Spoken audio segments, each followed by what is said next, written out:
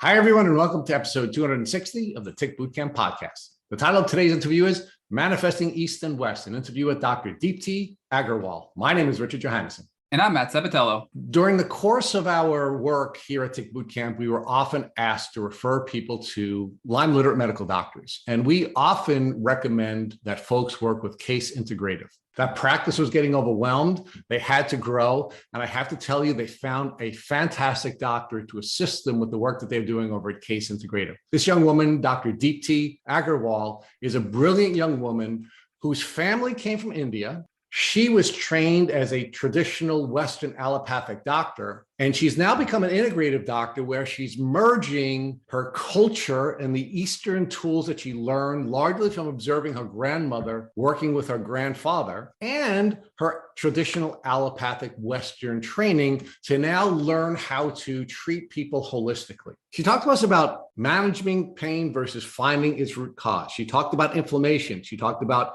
food as medicine, mindfulness as medicine, and movement as medicine. This is a really great interview. I think folks are really going to enjoy this. Without further ado, I'm really excited to introduce Case Integrative's newest hire, Dr. Deepti Agarwal. Hello, Dr. Agarwal, and welcome to the Tick Bootcamp podcast.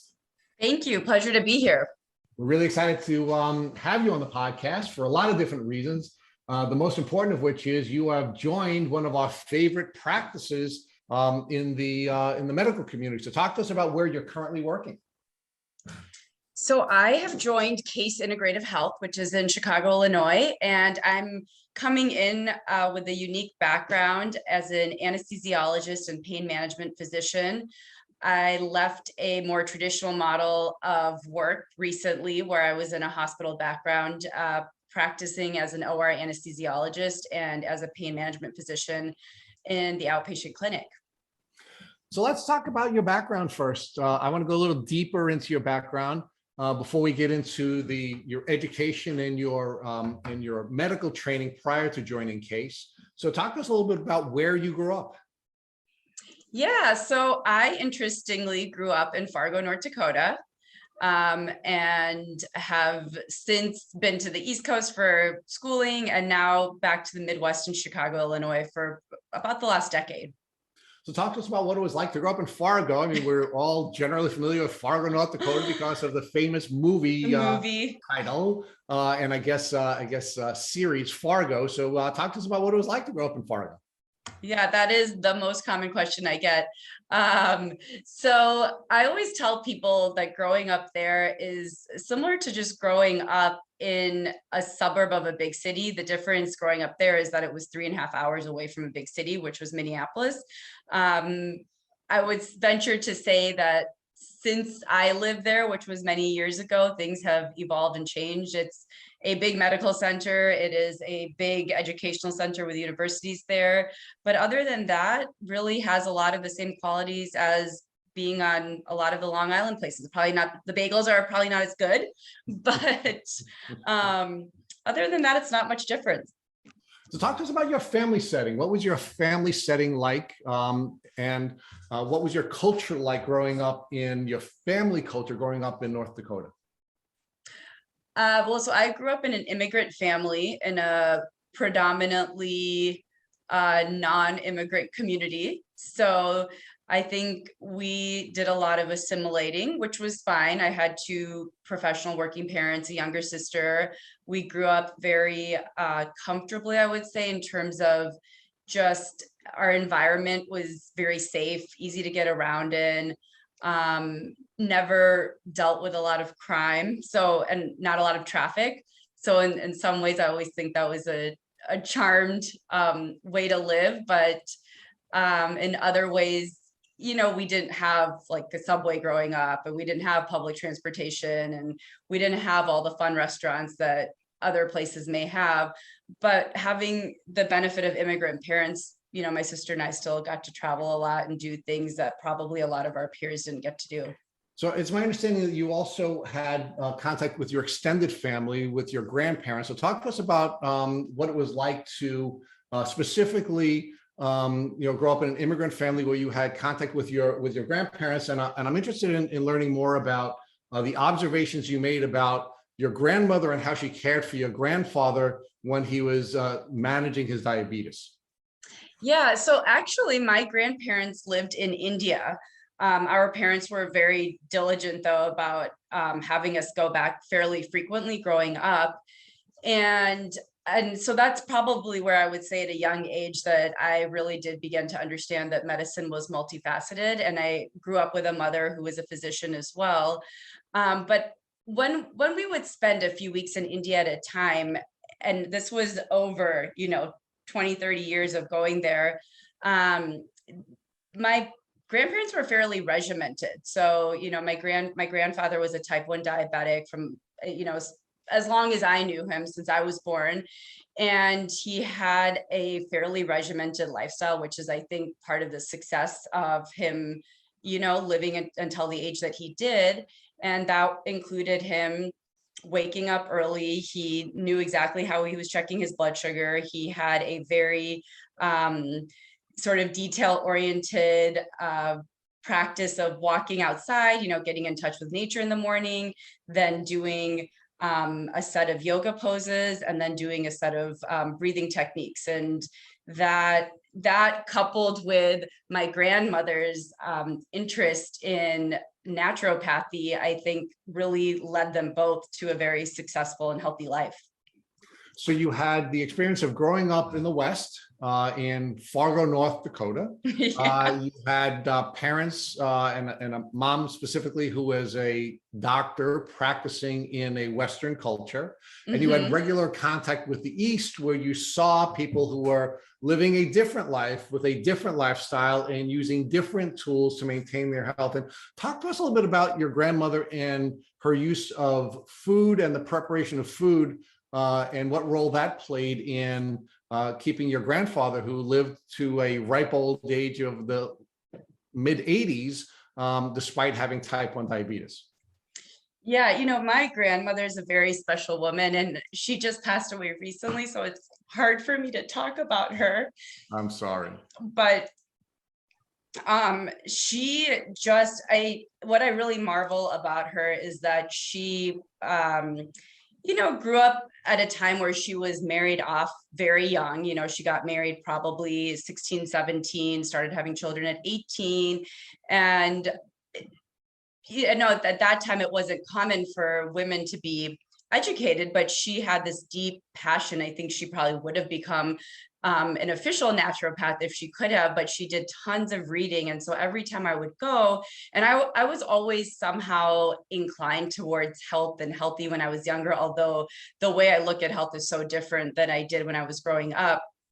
But when I was there, she would do little things like, in the morning, she would start her day, she would make like fresh lemon water and put some cayenne pepper in it. And she would tell me that that's good for my metabolism. And I would always just follow her around the house. And then she also had a morning breathing technique that she would do. And, I was young at the time, but I still remember just sitting there and kind of wondering what she was doing. But it was every time we would have these snippets that we would spend with them, and then we'd go back a year later, and then that's you were frozen in time with that memory. So you would go back and you jump on that wagon again. And as I grew up and was a teenager and started doing weird diets or whatever fad diets were going on, she would always try to re-educate me, and some of those things never made sense. But now looking back at it, a lot of the things that she would teach me were really important, and things that we're coming back to now, with like even the use of like good butters in our food and good oils, and not trying to skimp on some of the actually good fats. Right at that time, I was trying to do like a very low fat diet, so I still remember some of those things about her. And one of my fondest memories was actually, I went and spent some time there in between my high school summer, my senior year of high school that summer, and my first year of college. And I have a sweet spot for ice cream. And so I went with my dad and my sister. So my mom wasn't with us that summer, and she had told me several times, do not eat any ice cream when you are there. So I went all these weeks without any ice cream, and I thought, wow, I've done really well. I didn't get sick this whole time. I'm here in the summer. So the last few days before we were leaving, I snuck out with my cousin and had ice cream. And I will tell you, I became deathly ill within 24 hours. Could not keep anything down, could not walk, like really high fevers, to the point where we had to have a house doctor come because I just couldn't move out of bed, and I had a flight within 36 hours. But it was really interesting because nothing was working. And I still remember that there's this plant, and we know it as holy basil here. It's the tulsi plant that my grandmother had always had outside their house. And she was just trying to get me better so that I could get on my flight and go home and go off to college. And so I started drinking this tea that she was making, fresh tea. And we had tried so many things, and I still will always remember this. This was when I was 17. I started to feel better after I had that tea, like the first time I had it, and nothing else literally stayed down. And so ever since then, I think that really sparked my curiosity at nature's way of healing and the body's own innate healing system. And now that I'm back able to actually do that work with patients, it's really exciting to me. So let's talk about now you come back to the US, and you're an Ivy League educated doctor. Your undergrad, you were at the University of Pennsylvania. So talk to us about your experience at UPenn, and what was your major there, and what were your goals when you were at UPenn? So you're really jogging my memory now. So my major was biological basis of behavior. It's always, it sounds fancier than it really is, but it's really combining biology and neuroscience. And then I also always had an interest in more of the health social sciences. And so I did a major, I believe it was called Health and Societies, but that was a combination of doing more anthropology and more of the philosophy behind medicine, and some more of the social sciences in the healthcare field. So then after you complete your undergraduate studies at UPenn, you are lucky enough to make your way to Long Island, in close proximity where Matt and I are, and you go to Stony Brook University School of Medicine. So talk to us about what inspired you to come to Long Island and study at one of our finest universities. Yeah, so that was sort of a chance occurrence. My dad was actually working out in New York at the time, and I got into Stony Brook, and it made sense. I was already on the East Coast, and all my peers and really good friends that I had made were staying on the East Coast. And I had a good friend from UPenn that was also going to med school there, and it just kind of all made sense. So there I ended up, and that was, definitely a very memorable part of my life, and also has led me to a lot of beautiful friendships. So I look back at Stony Brook and Long Island with fondness. Well, we're happy to hear that. I'm glad you were treated well when you came to Long Island. We wouldn't want the gal from Fargo, North Dakota to think badly of the New Yorkers. So now talk to us about what it was like to study Western medicine, right? You had a very, very different experience with your grandmother and India and the Eastern approach to healing. And now you're here in the West and you're studying purely Western science. So talk to us about how that was different than what you were learning and observing from your grandmother, who was this smart person who was a self-trained naturopath, even if she wasn't formally educated. To be honest, going to medical school at that time, I didn't even think twice about it, right? Like, this was the curriculum, this is what we were learning, and that made total sense to me. And I felt like my other interest and inclination in more natural medicine and holistic medicine was kind of a separate field. At that time, I really separated things out. So there was a strict red line between Western medicine and Eastern medicine, and never was there any crossover during your educational experience, right? No, it was more of a personal thing. Like, for me, I was always interested in, like, oh, there's a health issue, I wonder what else I could do for it. But it still was, it was just kind of two different schools of thoughts. And I never even thought about, I never thought twice about, I was learning in medical school. That was very interesting to me. And then the anecdotal things were also very interesting to me. So, but talk to us a little bit more about, the curriculum at Stony Brook, and whether or not you were being trained to treat the whole person, or was it really sort of a more narrow focus on finding what was causing someone to be sick and either killing it or helping them to overcome it? What was the sort of the philosophy of the curriculum that you were studying in medical school? So that's something, now that I look back at it, I can tell you, I don't know that I thought about it while I was in it, but it was definitely a much more parochial view. It's narrow view, reductionist is the word I like to use. You learn very good education. You learn how to identify and diagnose problems and treat them well. I will say that in terms of treating the whole person, that was always a focus, but I think we thought of it differently. We thought of it in terms of having the knowledge plus having good bedside manner. That was what the idea of treating the whole person was all about.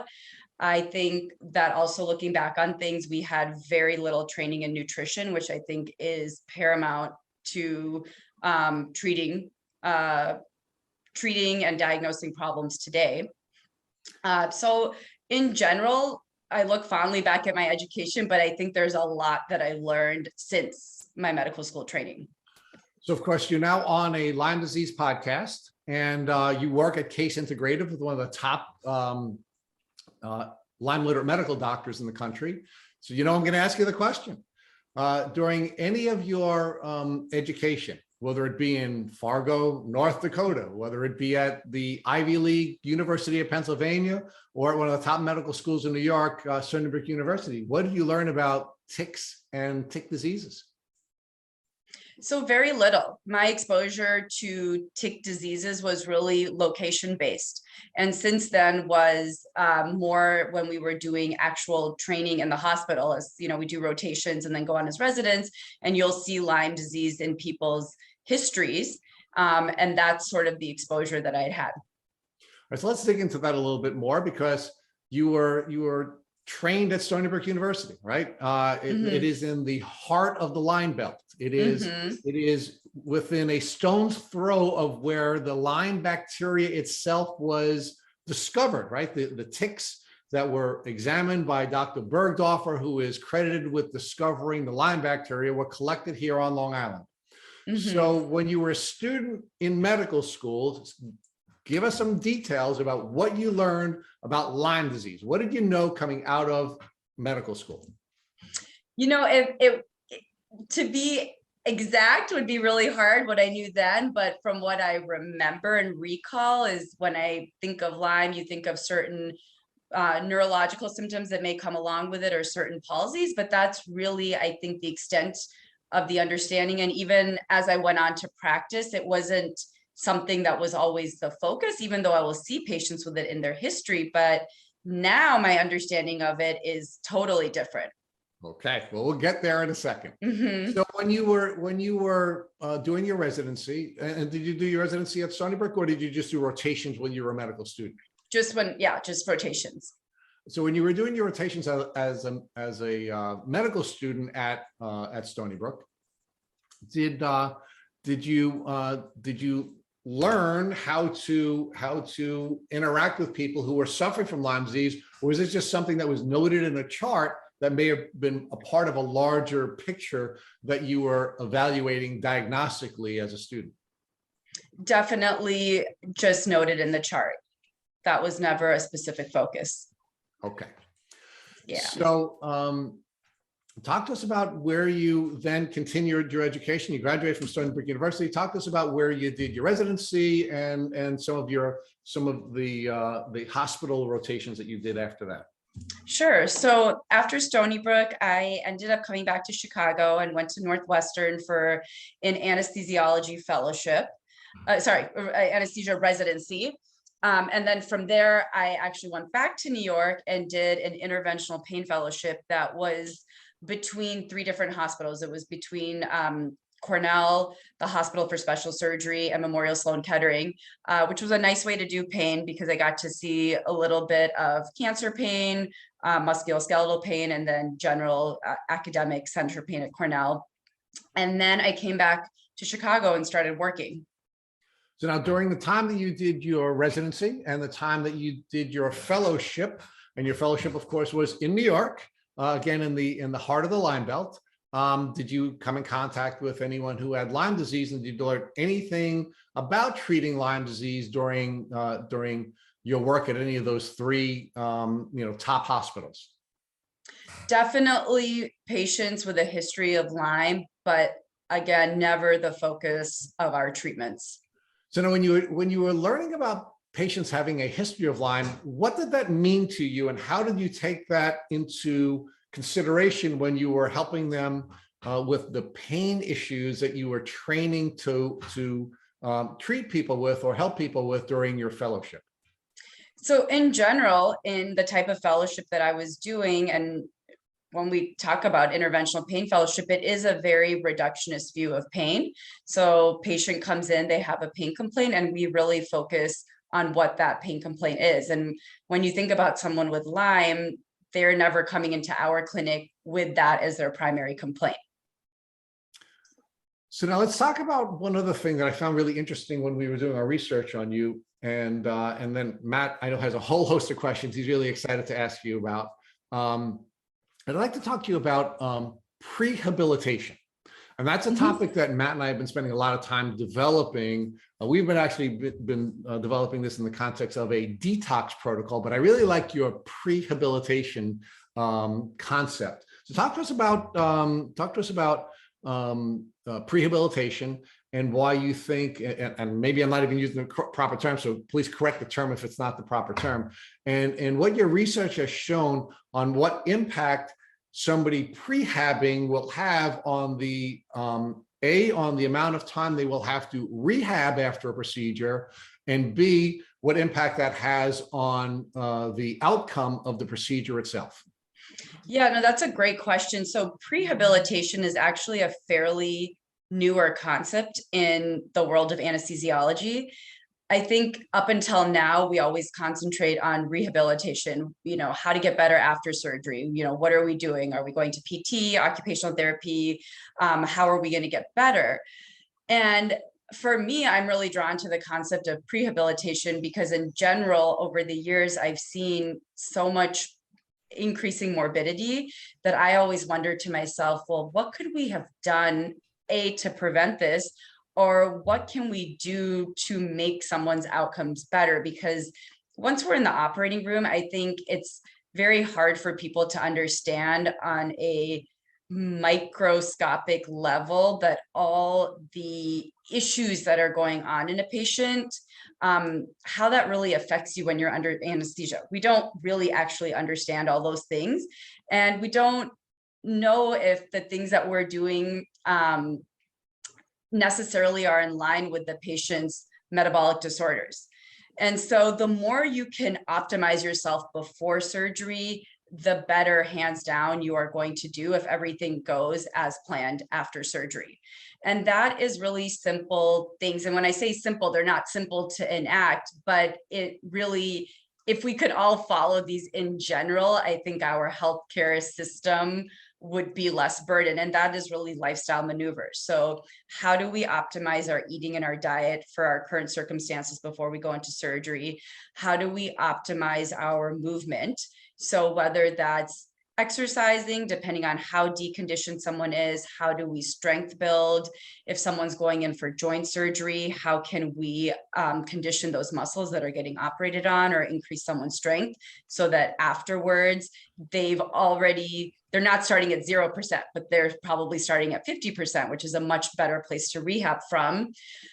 How do we optimize even mindfulness? Like that in itself is very important. Anxiety levels going into surgery can really influence, believe it or not, the way people do after. And so it's this whole idea of what can we do before, even if there's hormone imbalances, lab values that are off, the total picture. We have lots of patients coming in with undiagnosed sleep apnea. And this is one thing that, probably also really led me to do the work that I'm doing now, but that can be a killer of a disease over the long run. And so having just simple maneuvers or having someone talk to you about the severity of it and catching it before it gets super severe is really important. And those are the things that we're missing. And that also is part of my inspiration for wanting to go and be on the other side and really help people understand what they need to do to just optimize their outcomes in general in life. So it sort of comes together now. East and West comes together. Your childhood experiences with your grandparents, and particularly your grandmother, and the way that she was working with your grandfather, and now your experiences as a Western trained anesthesiologist are now coming together, and you're seeing that if we are getting ourselves ready for a procedure and we are using some of the tools, the mindfulness tools, the movement tools, the dietary tools, all of which you observed your grandmother using with your grandfather and your grandfather using himself, put us in a position where we're more likely to have a better outcome. And if we prepare ourselves, for example, if we're on a Lyme disease journey and we're about to go through a course of IV antibiotics, for example, or we're going to go through this protocol where we're going to be killing off these germs in our body, if we get ourselves ready for that in the way that you just outlined, we're more likely to be able to tolerate this aggressive treatment, and we're more likely to have a better outcome if we go through this prehabbing procedure rather than just jumping right in and treating without getting ourselves ready. Absolutely. Like you hit the nail on the head. And I think that concept is still very challenging for a lot of people to understand, or we don't actually take a seat back and think about it in medicine. It's just sort of, hey, you have this problem, intervention, intervention, intervention. And some people that are already really sick and that don't take that to heart, we're just almost doing more insult to injury. And that is actually very hard for me to do without sitting and talking about how can we start to make this better. But it requires commitment on both sides. I think it requires commitment from the doctor, the physician, and it requires commitment on the person that wants that help. So in a blog on Case Integrative that you had put up, I saw that you had cited some research on this. So can you talk to us about how science is now looking at prehabbing and the role you think that's going to play, not only the future of your practice at Case Integrative, but the future of treating people with Lyme disease and other diseases in the medical community generally? So I think this is going to be actually exciting new literature that it's emerging right now. The majority of that literature that has been done, or the research that's come out, has actually been from Canada. And so that's a concept that we still, I think, are catching on to here. And even when in anesthesia, we often have pre-anesthesia assessments where we talk to patients before they come in to surgery to let them know what to expect, but we don't actually have the time set aside or the resources set aside where we start seeing them a few months in advance and really optimize their health. That's usually left to their primary care doctor. So that's just an example of how the care is not coordinated right now. And that's not necessarily everywhere, but I've never been in a spot where that care is absolutely coordinated. So I think that is something in the future that will definitely, we need to do that in order to optimize our outcomes. And I think especially in a place, even starting with a surgery center or a hospital that takes care of patients that get joint replacements, that's an excellent place to start.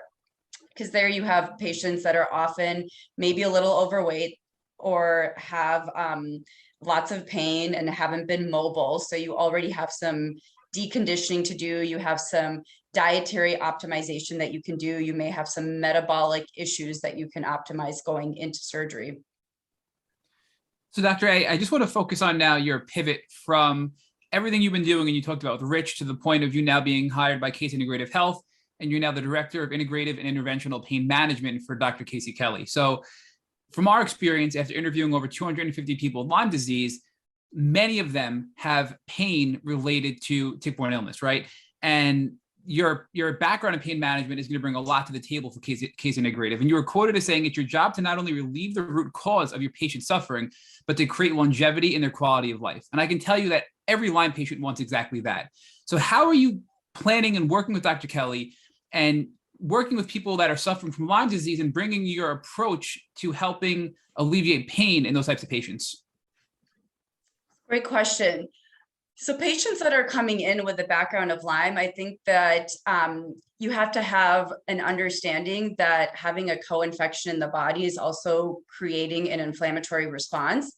And so even though you're coming in with maybe some sort of overt joint pain, we actually have to think about how we're going to decrease overall inflammation in the body. And I think that as a traditionally trained pain physician, that's not how we look at things. And that's part of this pivot that I'm doing, because I always find myself thinking about, well, what if we could create a more anti-inflammatory state in the body, then the pain levels would actually automatically decrease. And you look at the spectrum, I always say, look at the spectrum of 0% pain relief to 100% pain relief. And our goal is to start moving from 0 and slowly work our way up to as close as possible to the 100%, which is always kind of a miracle goal. But so in that, there's a lot of that's where the idea of longevity comes, because we're really looking to how we can create good quality of life for people going forward. The other thing that we do a lot of in the pain world is we inject a lot of steroid into people's bodies. Someone with a Lyme background, we really need to be careful, or with a co-infection, someone that already has a lot of inflammation, we have to be creative. We have to think of other ways that we can look at pain, treat pain. How do we optimize our diet? There's a lot of things in our daily life that we can do alongside a lot of the more interventional techniques that we jump to. So, Doctor, I have a couple of follow-ups on that. The first one is steroids, because there is still some conflicting opinions out there by some doctors. And when it comes to steroids, when somebody's suffering from severe pain and inflammation, which generally come hand in hand, many doctors will prescribe steroids. I, in fact, was on steroids for quite a while, several months, if not longer. And the damage it did to me, because of my Lyme background and my personal experience, took me well over a year to recover from the use of those steroids, in my personal opinion. So talk to us about why you believe the use of steroids in Lyme patients is not a good idea, if you believe that, when treating pain compared to people that don't have a history of tick-borne illness. Yeah, so I think what it comes down to, so in medicine, we're really always focused on, the data and the most evidence-based way to do things. And sometimes we're not always dealing with a very straightforward problem, or we haven't studied steroids on this population of patients that have had Lyme in the past. So we have to use our brain plus creativity to come up with an art to medicine and think through it. So if I think about, your background, what's going on with your body, may you tolerate some steroid? Yes, but does that mean that you stay on it for this long extended period of time, and we're not paying attention to what it's doing to your body, or say, hey, maybe you need a steroid holiday, or hey, let's try, if you're willing to, let's try this other technique. I'm just trying to protect you from having a continuous dose of steroid.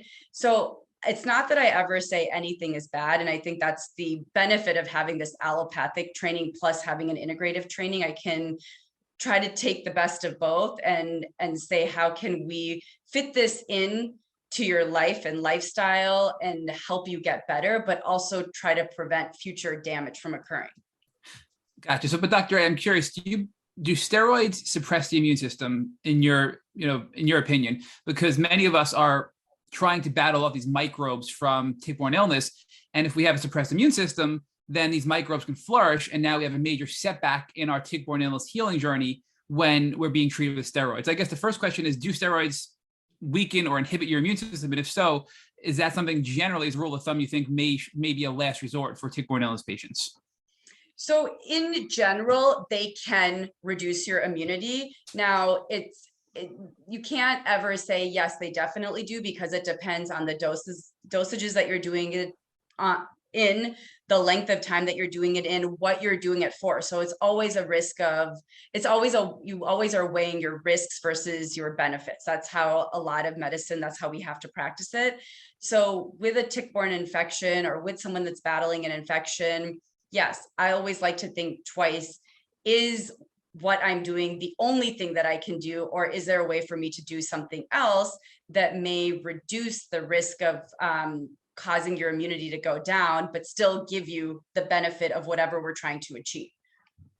So let's talk a little about that integrative approach, right? Because on one hand, we want short-term relief, which is decreasing pain And to do that, generally we have to address inflammation. But I wonder, is there a potential long-term benefit there, right? From your perspective, because if you're decreasing inflammation through whatever tool we're using, will that allow the body to more precisely and accurately and I guess, in a better way, be able to target these pathogens and set us up for more optimal health moving forward? So I guess what I'm asking is, will inflammation prevent us from healing at a rate that we could be if we didn't have this inflammation and this systemic pain going on in our bodies?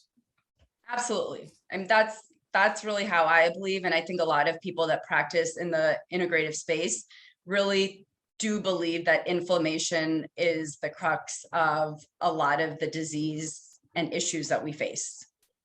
So for example, I just started this week taking the Apex Turmero. Actually, Ali Maresco, whom you know as well, she has taken it in the past and I'm now taking it. And it's been great for me when I have high inflammation days, or if I'm just feeling a little achy, or if I had a long day at work and my neck hurts a little bit.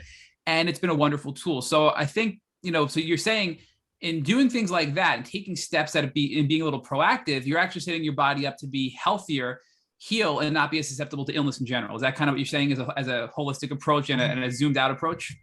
Absolutely.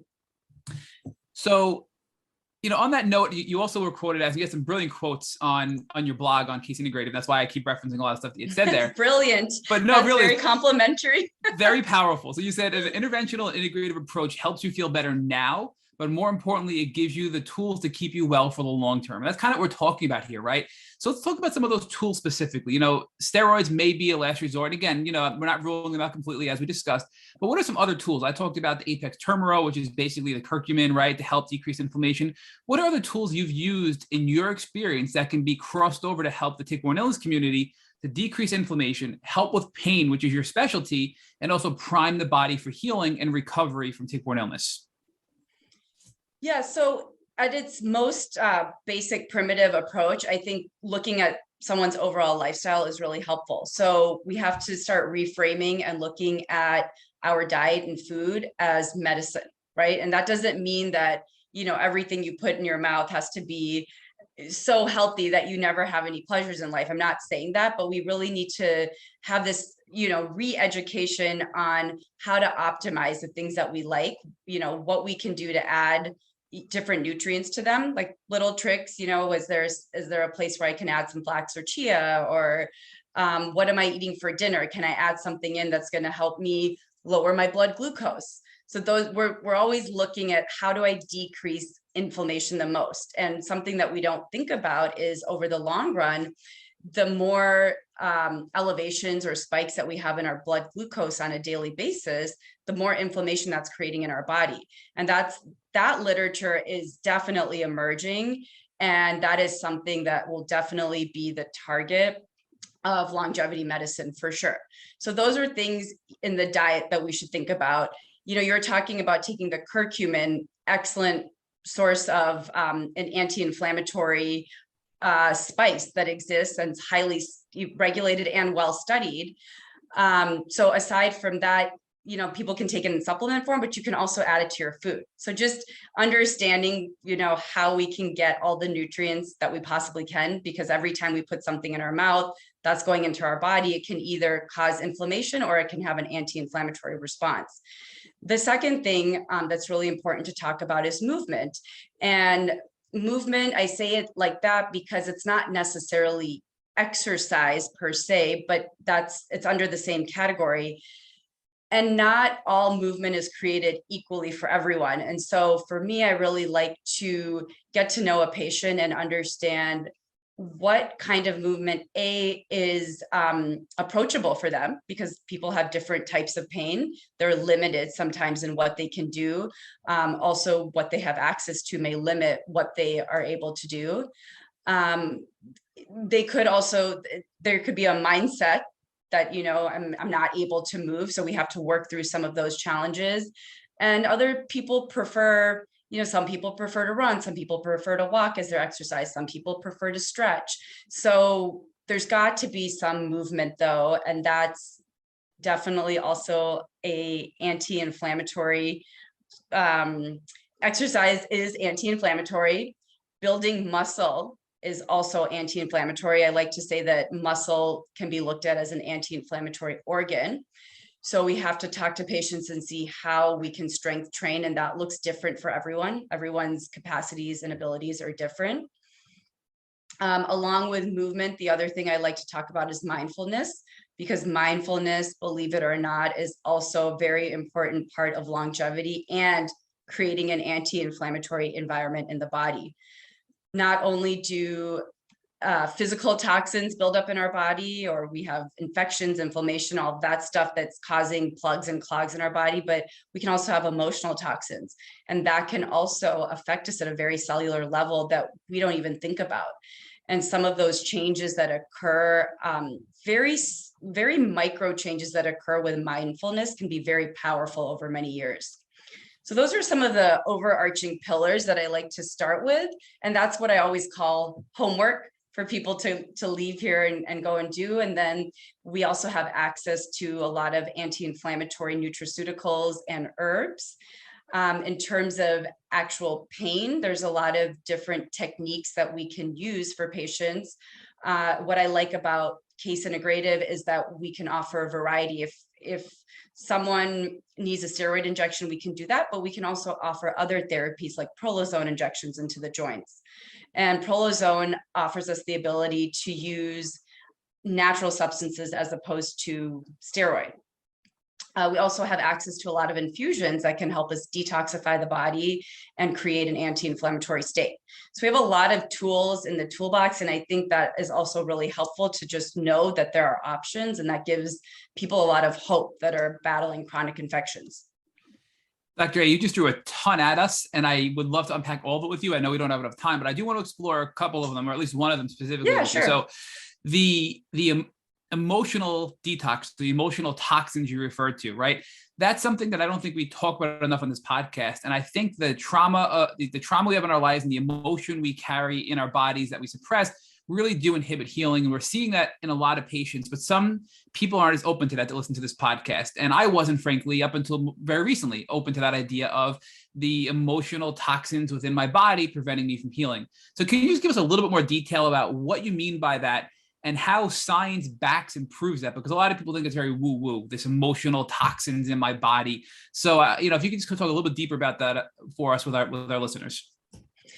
Yeah, so despite what I say, I think a lot of this ends up being a mindset, and different things happen to people in their lives, which bring them actually to be more open to an integrative approach to medicine, and realizing that, hey, this isn't just about, this one thing is inflamed, or, I have this one joint problem. There is more to the story. There's more to the picture. And, like a headache, for instance, we talk about a headache. A headache can come from many different sources, but it can often be triggered by an emotional circumstance. And people that have a history of migraines, maybe there is some emotional, there are emotional toxins that need to be unpacked, right? So I think it, first of all, comes with a willingness to identify that, yes, there is maybe something else going on in the body. And I also don't think people realize that until they start doing the deeper work. And once you start doing that deeper work, and it can be as simple as participating in a 5-minute mindfulness daily routine or a breathing routine. And the more you access even just what you're feeling on a daily basis, the more you're able to wrap your head around something may be going on, or something may be clearing without you even knowing it. But I don't think it's something that I can necessarily convince someone of. I think you just have to participate in those activities and see it for yourself. And we always look at this from the crystal of what is the cost and what is the risk? And the risk is essentially zero to this, right? And the cost is either minimal or none to address these emotional things going on in our body. So if people are listening and they're on the fence about it, give it a try. What do you have to lose at this point if you're suffering from tick-borne illness, I think, right? But, you talked about, Dr. A, two different approaches. One of them being possibly, some breathing exercises, and another then some sort of these, I think what you called it, like this trauma work or the emotional work. And it could be a 5-minute emotional session. So what specifically can our listeners go to Google or YouTube to figure out, well, if I want to try this and I want to do a 5-minute emotional release, or if I want to do some deep breathing exercises, what are some keywords they can look up to try these on their own to see if it's something that fits them or might jive with them in their healing journey? Sure. So one thing I just want to backtrack because it was important that you said these can be done with zero cost, zero risk. But the risk of not participating in activities that clear your emotional stress can actually lead downstream to multiple different chronic diseases and even cancer. And that has definitely been scientifically proven in the literature. So how do people access this in a cost-free manner? So keywords that the one can look up on Google or YouTube is breathing techniques, as simple as breathing techniques. There's multiple different types of breathing techniques, and different people, I think, take a liking to different techniques. So there's box breathing, there's pranayama techniques. James Nestor has a great website with a lot of free breathing videos if someone's interested in doing that. In terms of doing a little bit of manual stretching work, you can look up chair yoga, basic back stretches, basic yoga, any sort of, as complicated as you want to get with yoga, there's multiple free videos online. There's emotional release technique. There's different apps that people can access for what we call limbic rewiring, which also helps us with this concept of doing the deep work and accessing the emotional trauma and just clearing it. And one of the sort of most accessible and easier ones to get through is called Neurocycle. Neurocycle, yep, by Dr. Carolyn Leaf. Great. So I do have one final question before Rich picks up, and I'm sorry for dominating this part of the discussion here. No, that's okay. One thing I want to circle back with, because we did talk about diet and we did talk about lifestyle changes to basically enhance your body and put it in an optimal state to heal, decrease inflammation, and allow the treatment you're doing with Case Integrative to work and rid your body of these pathogens. But we recently interviewed Bob Miller, who is a tick-borne disease genetic specialist who works with a lot of patients who are difficult cases. And we learned that certain foods and supplements will actually have the opposite effect than you'd expect. So for example, you come to Case Integrative and I'm really inflamed and I got a lot going on. I need to help detox. Well, let's give you an IV of glutathione. We learned some people have some sort of genetic expressions or genetic mutations, or these, genetic SNPs, they call them, which don't allow you to properly they don't allow you to properly recycle the spent glutathione. And as a result, after having a positive result from it, in day 2 or 3, you're going to get inflammation because of all these free radicals that are floating around in your body. So how do you address those types of things when, generally speaking, for the broad population, this works, but there's a subset of people with these genetic things going on that actually make you feel worse when you do things that traditionally would work for the mainstream population, if that makes sense? Yeah, and this is where the challenge of medicine comes up in, because that issue that you're bringing up is actually widespread. We just don't address it. And that's where the idea of precision medicine is going to take hold over the next few years. But we prescribe medications every day, all day in the hospitals, and we actually don't check people to see how they metabolize. And that happens even in the pain world. We're prescribing pain medications, and people can be rapid metabolizers. They can be slow metabolizers. So we don't know if we're giving them a medication that's, not working for them because they're just metabolizing it too fast. Similarly, we may be overdosing patients because they're metabolizing it very slowly. And that can happen with a variety of medications, a variety of techniques. And this is why I go back to lifestyle being a really important way to sort of load your genetics and prime them and, bypass the environmental toxins that epigenetically change us. So I do think, I do hear your concern, and that's something that right now our current medical landscape isn't set up so that we can catch that in everyone. But as we move to more of a precision way of working with patients, we will get to a point where we can make sure, hey, if I'm going to give you this glutathione infusion, are you going to respond to it? So we have taken up a lot of your time, and we would love to interview even longer, but we know we had some time restrictions. So the first thing I'm going to have to do is get you to commit to coming back onto the podcast in the future so we can explore some of this in more detail. But I guess more importantly, my final question is going to be, I guess my second to last question is going to be, if we were to use the metaphor of a coach, of a doctor being a coach, how would you recommend a patient get the best result from from their doctor, and how would they present so that they would be the most coachable, so they get the best outcome from the experience of interacting with their doctor? Sure. So I will absolutely come back when you want to talk to me. But that's a great question. And I think that is part of the reason that I wanted to leave a more traditional setting and work with patients who actually were really vested in working on their health. And so I think the best thing for patients and for physicians is, first of all, to be a team. We're working towards a mutual goal. For patients really to come in with an open mind. Same thing goes for a physician, to really have an open mind, because different people have different styles, different healing techniques, different things that they're willing to try and not willing to try. And really come in with the vulnerability and accountability to take care of your health. And I say vulnerability because, you know, we want to know what's wrong, and we also want to know if something's not working, because we want to be able to help you fix it. And the accountability comes in because, you know, I or anyone else that you're talking to only has that limited time with you in person, but actually what you do on a day-to-day basis has a lot more return on your investment than the time that we're actually spending together. And so I think it's important to sort of, you know, show up with all the information, and so that we can have a really good discussion, and then leave with actionable items or some homework that you know that you're going to be able to do. So I would like your reaction to something that I heard on a podcast I listened to this week. Shaka Vedantan, in his podcast, The Hidden Brain, interviewed an expert on ambivalence.